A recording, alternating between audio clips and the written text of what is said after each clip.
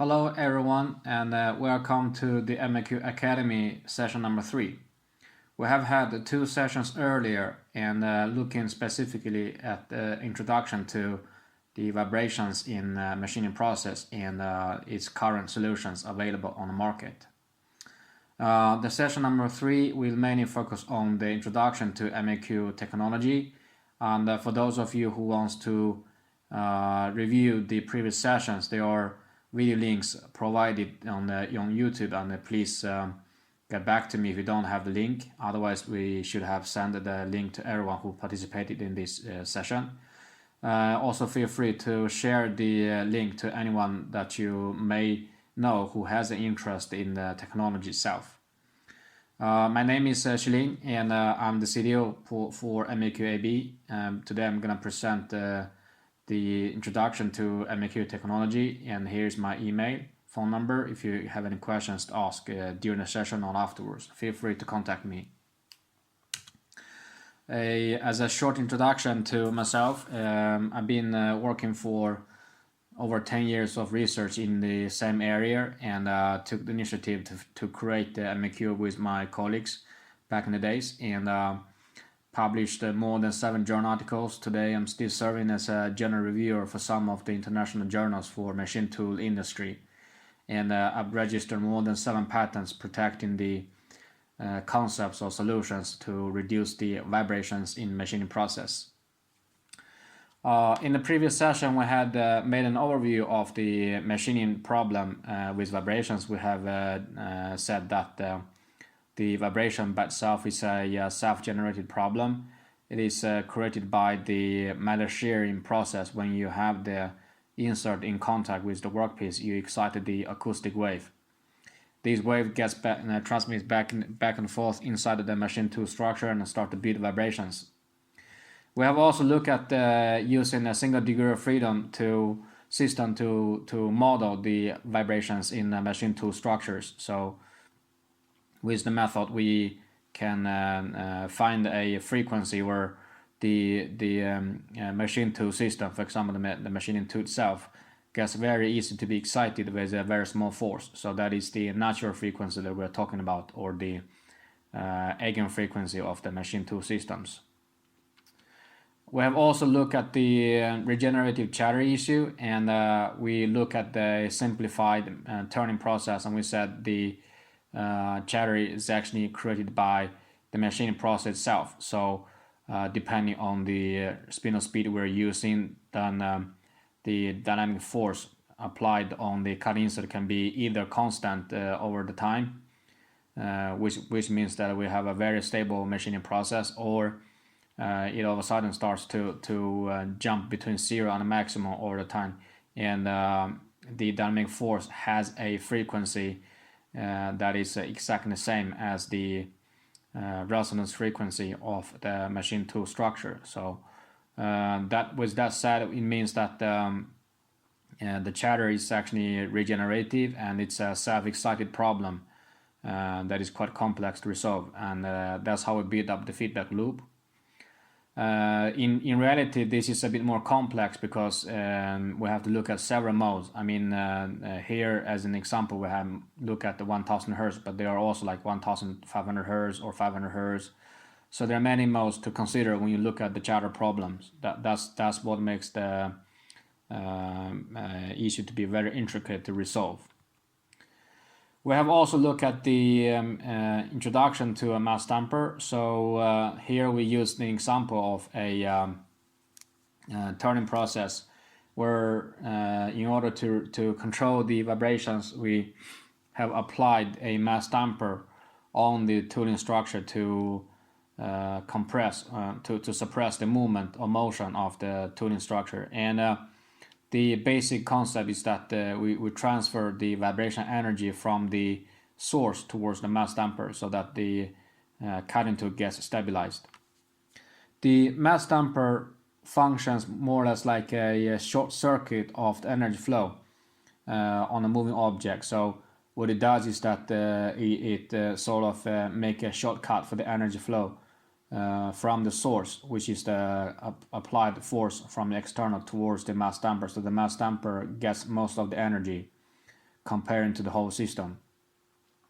For mass dampers to work effectively, it is quite important to match the vibration frequency of the mass damper to the frequency of the excitation, and that is either the resonance frequency of the moving object or it's the external excitation force. And to fine-tune the frequency of the mass damper, it is important to adjust the stiffness of the mass damper, because the mass, once it gets assembled, it stays constant. So the only chance is to adjust the stiffness, and when we adjust the stiffness, this is the tuning for the mass dampers. We take a look at the complex problem or the challenge for today's industry when we talk about the machine tool vibrations is actually the challenge to predict or to get to know the vibration frequency beforehand. Once a tool gets inside a machine tool structure, and just right before we start the machining, the vibration frequency of the tooling structure is actually dependent on several factors, such as the rigidity of the tool rod, the L/D ratio, the clamping method, the cutting parameters, and also the environment that is the machine is used. For example, the temperature, humidity, and so on. And here I take an example for 20mm bar. And when I set the bar at a different L/D ratio, the major mode, so the first mode, where the vibration occurs very frequently, this frequency actually changes when you change the setup, the L/D ratio of the tool. So in this case, when we have the 6 times the diameter application, the main mode has a frequency of around 930 Hz. But once we increase up to 9 times D, for example, then the frequency becomes to be 337 Hz. So what we can see is that with the change of L/D ratio, the vibration frequency of the tool changes dramatically. And this is the reason why on the market, I mean the products on the market are marketed as 7 times the product or 10 times the product, because those mass dampers are pre-tuned for the different L/D ratio and its frequency range. We also know that the increase in the stick out of a boring bar by its length of the diameter, the vibration frequency will decrease by roughly 30%. And it is also important to remember that here we are talking about the first mode, but there are actually many modes that are following, so the second, third, and so on, because every mechanical structure has an infinite number of modes to consider. The reassociation, of course, gets more complex because the machine bed structure and so on, those also affects the vibration frequency. So when we take a look at the mass damper development, because we said for the mass damper to work very effectively, it has to match the frequency of the mass damper to the vibration frequency of the machining tool. If you look at the history, for example, I mean the first generation of the mass damper was actually invented in 1936 in the US. That was almost the same time when the fiber disc becomes to be commercially available for the vehicles, the cars and on the trucks and so on. And this was actually before we were able to explain the chatter problem in machining. And in this case, the inventor tried to adjust the compression force on fiber disc to change the stiffness, also to tune the frequency of the mass damper. And in 1964, the second version came out, second generation came out, and it was the rubber rings solution, where they tried to tune the stiffness of the mass damper by changing the compression ratio of the rubber rings. That was almost the same time when rubber becomes to be a widely accessible commercial material. The third generation came out in 1970s, where we moved the compression screw from inside to outside so that we can make the adjustment on the tool body when it's installed in the machine. A typical solution is the Kanematos tunable bar on the market. And then we have the fourth generation, was more or less the same solution as the previous two, but what it does is that it has added some viscous fluid to improve the dampening performance of the mass damper. So, and when we look at the problem back in the days, I mean, it is quite important to match the frequency of the mass damper to the moving object or the excitation force. So we made assumption that it would be the best solution if the stiffness support to the mass damper becomes to be adjustable. So there are two ways to do it. The first, of course, is that you use some mechatronic system where you measure the vibrations and you adjust the stiffness of the springs. So you have to use some mechatronic system inside, and that's actually how I started the work. And after a few trials, and then I realized that you might came up with a solution, but at the same time it all of a sudden becomes to be very complex and very expensive to implement. Because today, I mean, if you look at the market today, every operator wants to have something that is very simplified, right? I mean, nobody wants to put cables and so on in the machining process because it may get damaged. So then we start to rethink about the problem, and then all of a sudden we realized that some of the material we have been researched back in the days, those material has a frequency dependent stiffness after we invented the methods to measure. And then I said it would be a brilliant idea just to use those materials so that the frequency support, so the stiffness support to the mass damper becomes to be all of a sudden depends on the frequency. So when the frequency increases, the stiffness increases by itself to make a match, and when the frequency decreases, the spring stiffness also decreases to make a match. So that's how we came up with the K-factor solution, where you have really a mass damper that adapts itself to the environment that you're going to work with. Because the stiffness all of a sudden, I mean, instead of a fixed stiffness in the mass damper, all of a sudden now we have a stiffness that is adjustable. So, and it's self-tuning by itself. We don't have to use any mechatronic, and it's purely by physics and chemistry.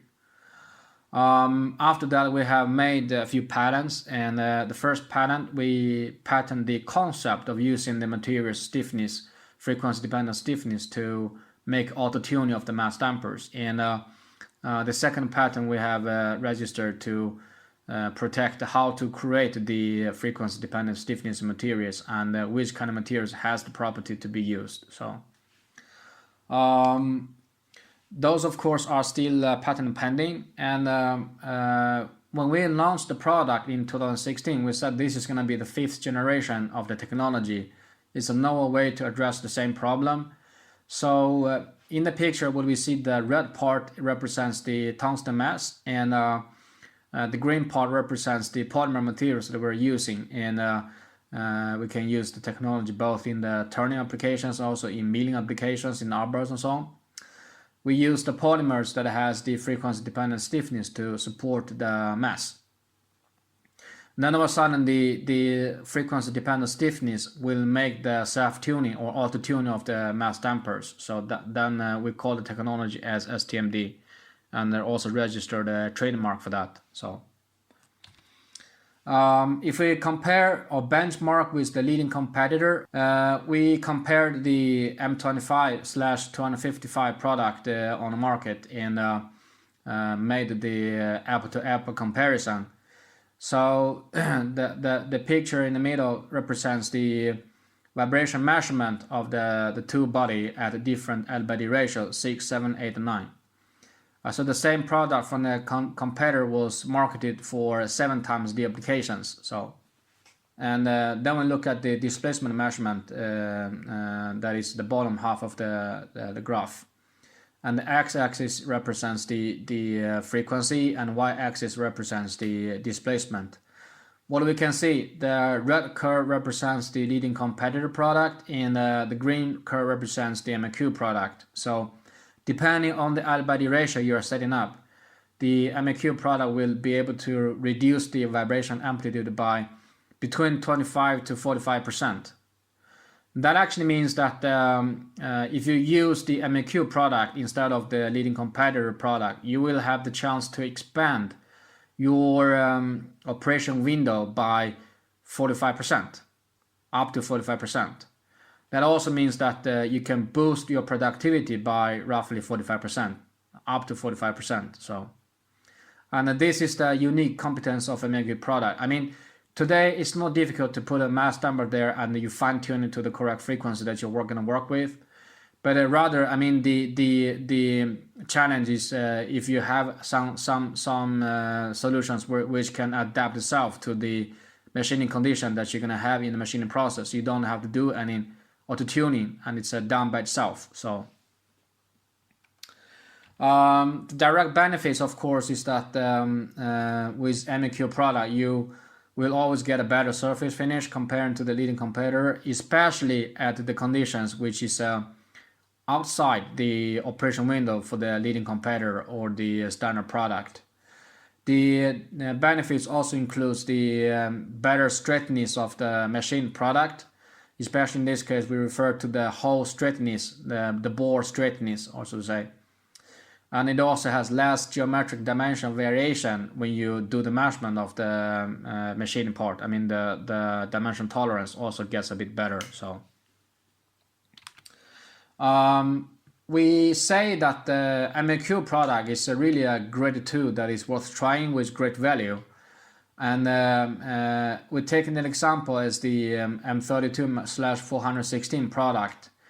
This product from the leading competitor was designed for 10 times D applications, and in this case, if we test our product, I mean the MAQ version, this product works at 9-10 times D very well, with very wide selection of machining parameters, and it also works at 11 and 12 times the diameter. So if we talk to the leading competitor on the market, I mean they will say that you need the 10 times the product, 11 times the product. Then it's you have to buy the next version, which has a carbide reinforced with steel, and then the cost of such kind of products is $10,000 to start with. So, and if you choose the MAQ product, I mean it's really the cost is only, I think today the cost might be different, but it's $1,200. So you have a direct saving of more than $9,000 right from the beginning per tool to start the machining process. And $9,000 today you can almost buy a machine or whatever. And this is really a tool that is very flexible and it has better performance. It's worth trying. And in this case, we would also like to highlight that it's not that MAQ is trying to compete with the price on the market, but it's rather our technology allows us to make a much better offer compared to what exists on the market. And if we look at the traditional alternative, is that when you have such kind of issues, even though you have a dump bar, for example, you may have to adjust the cutting parameters, and usually that means you slow down way below 100 meters per minute. You can also consider to change the tool on the machine, because sometimes the machine is very old and all of a sudden it doesn't work. That also means the additional cost programming and recertification. You can also make the change of the part. For example, instead of one single unit, you make it in several parts, and that is usually not an option for most of the component designs. And you can also buy a divide bar from a major vendor which has a limited performance and a lot of restrictions and so on. But on the other hand side, MAQ STMD allows you to make really a plug and play. So there's no need for extra Capto software or new hardware to utilize in the machine. It's maintenance free. We have no wear components, no leakage, and it's also that the self-tuning, I mean, you don't have to worry about the tuning anymore. So it's the technology by itself can handle the variations in your machining process. So to reduce vibrations when you use the MAQ product, remember to select the positive insert edge, which has less cutting force in the radial directions. Preferably select a small nose radius, but of course you sacrifice the toughness of the insert you're going to use.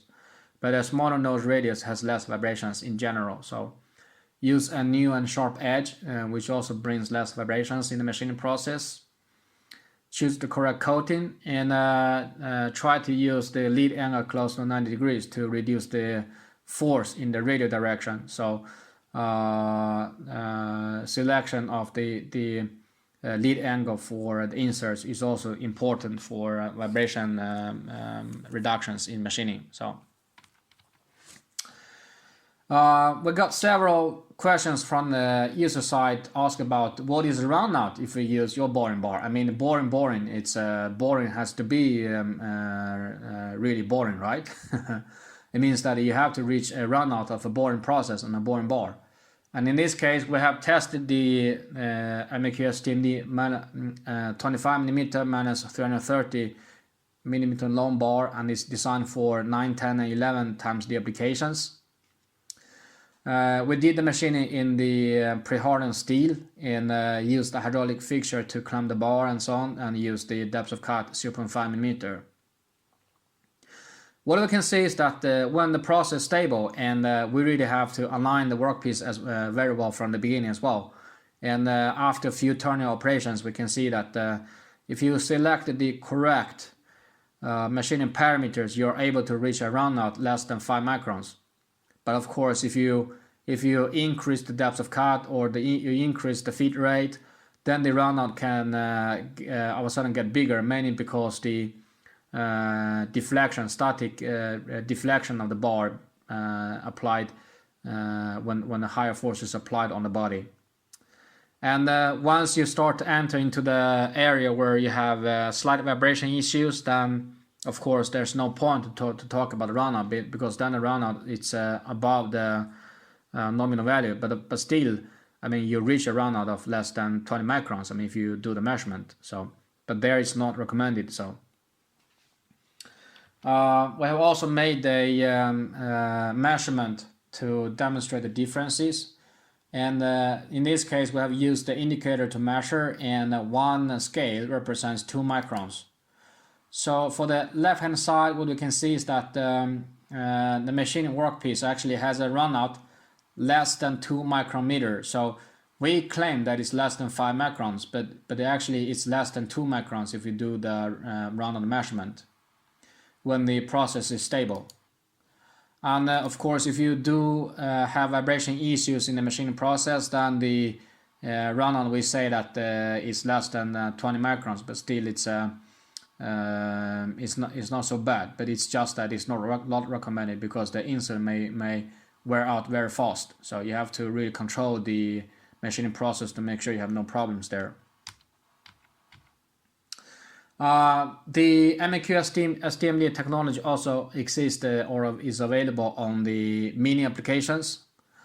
As we have mentioned earlier, the milling tools really has a very wide frequency band that it gets excited. So it's quite important to have a mass stamper that can cover a wider range of frequencies. So one of the typical difference between the milling and turning is that the milling tools, they don't change the L/D ratio. But it changes the frequency because of the motions or removing of the material in a 3D space of the machine. In this case, we have compared the MAQ HSK STMD HSK 100A 48mm diameter 263 as the length, and its arbor interface. We have used a cutter R390 with 7 edges.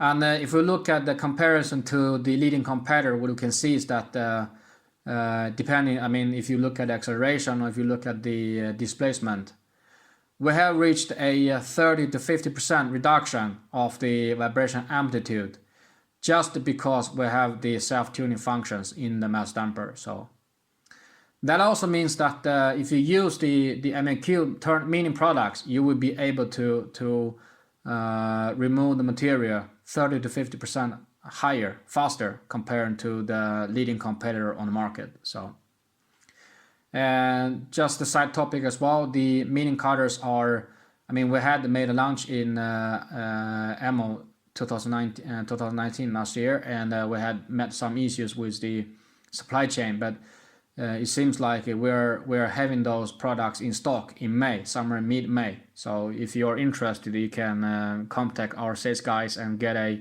product to verify the performance and so on. So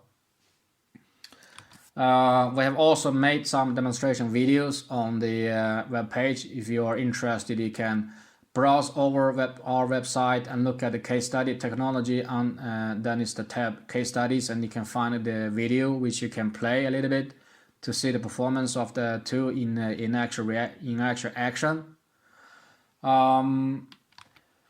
So the turning portfolio we have covered from 10 to 60 millimeter, 12 to 60 millimeter in the diameter, and today the standard portfolio covers up to 11 times the products, and we're gonna have soon the 14 or 15 times the product on the market, and the R&D team is working hard on the subject. You will all get a email notification once it becomes to be available, and I think it's going to be very soon in the near future. So we also have the plan to go smaller in the diameter, down to 10 millimeter, and bigger in the diameter as well, so 80 millimeter or 100 millimeter. And today those dimensions are claimed as custom made. So if you have any request for those diameters, you can always send an email to ask for an offer. So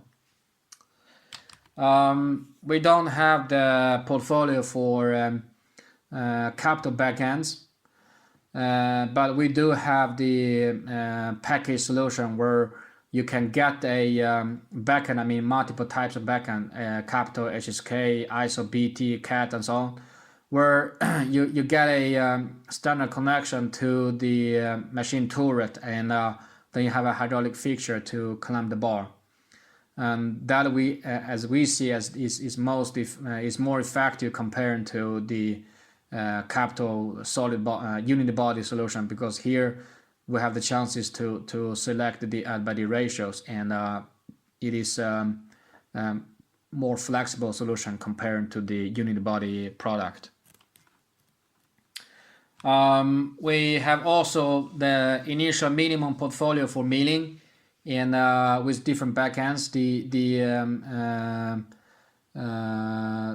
current portfolio covers the HSK 63, 100A, BT40, BT50, and also we're gonna have the PSC or Capto C5, PSC 50, that is gonna release out in get out from our supply chain. That is mid-June, I think. The other shaded text, I mean the gray text there, it's something that we have in the plan, but it's we have the pipeline, not in the plan, but we're actually working with them. So once they get ready, we will send out the emails to everyone that now it's available, and they can place the order for those. So, and we are, of course, I mean in this case we look at 48 millimeter in the diameter, but we also have the plan to expand the diameter up to 60 millimeter and also down to 38 millimeter. So we also have the milling straight holders in this case, and we have two dimensions so far, 25 millimeter and 32 millimeter, and we used a thread engagement for the cutter head to be connected to the bar. And today we have only the cutter heads for R390 for the inserts, and this product will also be soon released on the market. We have also the more milling products to keep coming, because it's really a big year for 2020, where we need to complement the portfolio for MAQ. So the MAQ distribution channel is constantly expanding. We have highlighted the countries where we are currently covering, and you can always find the relative information on the MAQ website to look for the distributors. And what I know is that we are in constant engagement with different distributors around the world, and the geographic area, of course, is going to expand pretty soon. So if you see, or if you know anyone who has interest in MAQ technology, please just help us to refer to the correct contact, and we appreciate the efforts to expand our market share or market coverage. So As a summary, vibration can either come from the workpiece or the tool side, and it depends really on which side has the less rigidity, which side has the frequency coincident with the tooth passing frequency. So when the tool has a high L-body ratio, it is normally from the tool side, because we know that the canyon level beam structure is rather slender compared to very good and rigid clamping of the workpiece. So when the L-body ratio is about 4 for the tool, a damp tool holder will generally help you to improve your machining. And typically the vibration issue starts from L-body ratio at 4. So yeah, now we're gonna enter the session for Q&A, and there's not gonna be another session following up this one. So we have basically covered all the 3 sessions for the MAQ Academy. This will of course repeat in the future, and we have made the online videos for everyone to get a hands-on or experience with the Academy. Please feel free to share the session with your peers and colleagues, and thank you for your attention.